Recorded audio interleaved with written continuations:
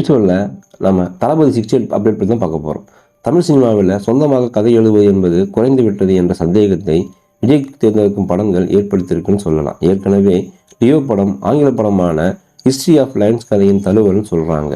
இதற்கிடையில் நடிகர் விஜய் இயக்குனர் வெங்கட் பிரபுவுடன் இணைந்து தளபதி 68 படத்தில் பணியாற்றி வராரு.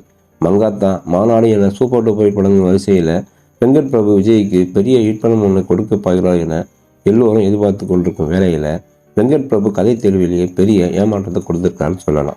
ஏற்கனவே ஆங்கில படத்தின் தழுவலாக எடுக்கப்பட்ட லியோ படம் விஜய்க்கு கலவையான விமர்சனங்களை கொடுத்திருக்கு. அப்படி இருக்கும் பட்சத்தில் வெங்கட் பிரபுவும் தளபதி 68 படத்திற்காக ஆங்கில படத்தின் கதை ஒன்றை எடுத்திருப்பது விஜய் ரசிகர்களுக்கு ஒரு பெரிய சந்தேகத்தை ஏற்படுத்தியிருக்கு. இருந்தாலும் அந்த ஆங்கில படத்தின் கதையை கேட்கும்போது விஜய்க்கு இது கண்டிப்பாக ஒர்க் அவுட் ஆகும் என நம்பிக்கையும் கொடுத்திருக்கு. இயக்குனர் அங்கிலி இயக்கத்தில் கடந்த 2019ஆம் ஆண்டு பிரபல நடிகர் வில் ஸ்மித் நடிப்பில் வெளியான படம் தான் தி ஜெமினி மேன். இந்த படத்தின் கதையை உருவாக்குவதற்கு கிட்டத்தட்ட 20 ஆண்டுகள் ஆனதாக சொல்லப்படுது. குற்றப்புலனாய்வு ஏஜென்சியில் வேலை பார்க்கும் ஹென்ரியை சுற்றி நடக்கும் கதைக்களம் இது. தான் வேலை செய்யும் ஏஜென்சியிலிருந்து தப்பிக்க முயல்றாரு ஹென்றி.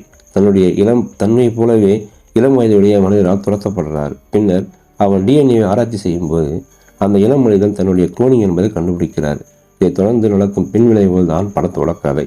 அதிக தொழில்நுட்பங்களை பயன்படுத்தி எடுக்கப்பட்ட இந்த படம் பெரிய அளவில் எதிர்மறையான விமர்சனங்களை சந்தித்தது. இந்த கதையைத்தான் தற்பொழுது தளபதி 68 படமாக தமிழில் எடுக்க போகிறாங்க. ஜெமினி மேன் படத்தில் வில் ஸ்மித் 3 வேடங்கள் நடிச்சிருப்பார். தளபதி 68 படத்தில் விஜய்க்கு 2 வேடங்கள் தான். ஒரு கதாபாத்திரத்திற்காக வில் ஸ்மித்திற்கு டிஏஜிங் தொழில்நுட்பம் பயன்படுத்தப்பட்டது குறிப்பிடத்தக்கது.